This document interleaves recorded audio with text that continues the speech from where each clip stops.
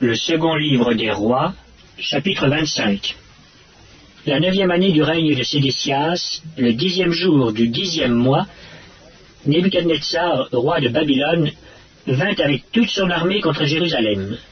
Il campa devant elle et éleva des retranchements tout autour.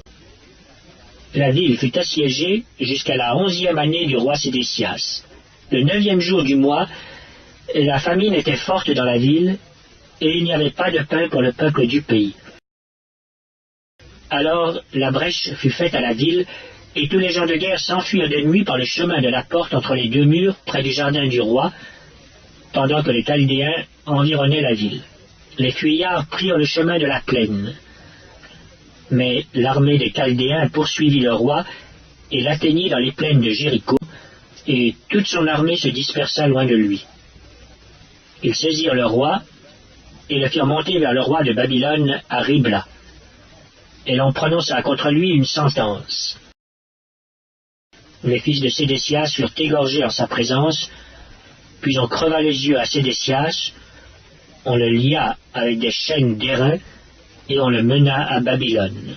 Le 7e jour du 5e mois, c'était la 19e année du règne de Nebuchadnezzar, roi de Babylone, Nebuzaradan, chef des gardes, serviteur du roi de Babylone, entra dans Jérusalem. Il brûla la maison de l'Éternel, la maison du roi, et toutes les maisons de Jérusalem. Il livra au feu toutes les maisons de quelque importance. Toute l'armée des Chaldéens, qui était avec le chef des gardes, démolit les murailles formant l'enceinte de Jérusalem. Nebuzaradan, chef des gardes, emmena captifs ceux du peuple qui étaient demeurés dans la ville, ceux qui s'étaient rendus au roi de Babylone et le reste de la multitude. Cependant le chef des gardes laissa comme vignerons et comme laboureurs quelques-uns des plus pauvres du pays. Les Chaldéens brisèrent les colonnes d'airain qui étaient dans la maison de l'Éternel, les bases, la mer d'airain qui était dans la maison de l'Éternel, et ils en emportèrent l'airain à Babylone. Ils prirent les cendriers, les pelles, les couteaux, les tasses, et tous les ustensiles d'airain avec lesquels on faisait le service. Le chef des gardes prit encore les brasiers et les coupes, ce qui était d'or et ce qui était d'argent. Les deux colonnes, la mer et les bases que Salomon avait faites pour la maison de l'Éternel, tous ces ustensiles d'airain avaient un poids inconnu. La hauteur d'une colonne était de 18 coudées, et il y avait au-dessus un chapiteau d'airain dont la hauteur était de 3 coudées. Autour du chapiteau, il y avait un treillis et des grenades, le tout d'airain. Il en était de même pour la seconde colonne avec le treillis. Le chef des gardes prit Séraja, le souverain sacrificateur, Sophonie, le second sacrificateur, et les 3 gardiens du seuil.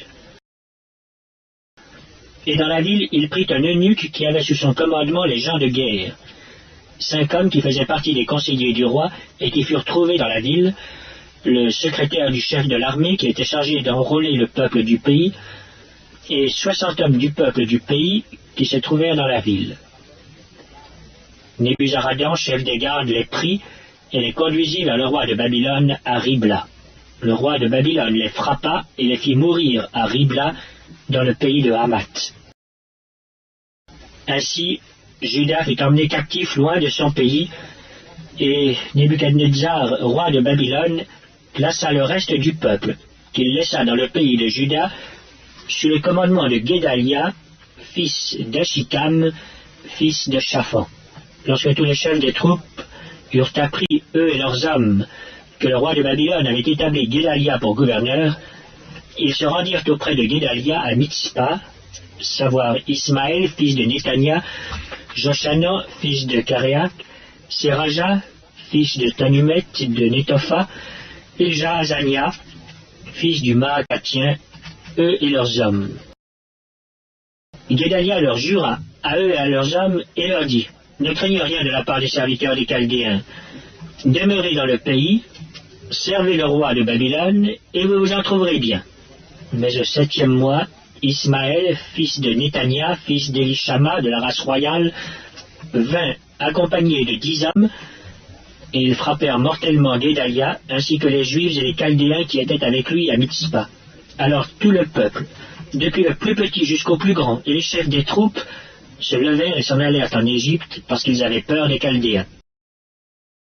La 37e année de la captivité de Joachim, roi de Juda, le 27e jour du 12e mois, Évil-Mérodach, roi de Babylone, dans la première année de son règne, releva la tête de Joachim, roi de Juda, et le tira de prison. Il lui parla avec bonté, et lui son trône au-dessus du trône des rois qui étaient avec lui à Babylone. Il lui fit changer ses vêtements de prison, et Joachim mangea toujours à sa table tout le temps de sa vie. Le roi pourvut constamment à son entretien journalier tout le temps de sa vie.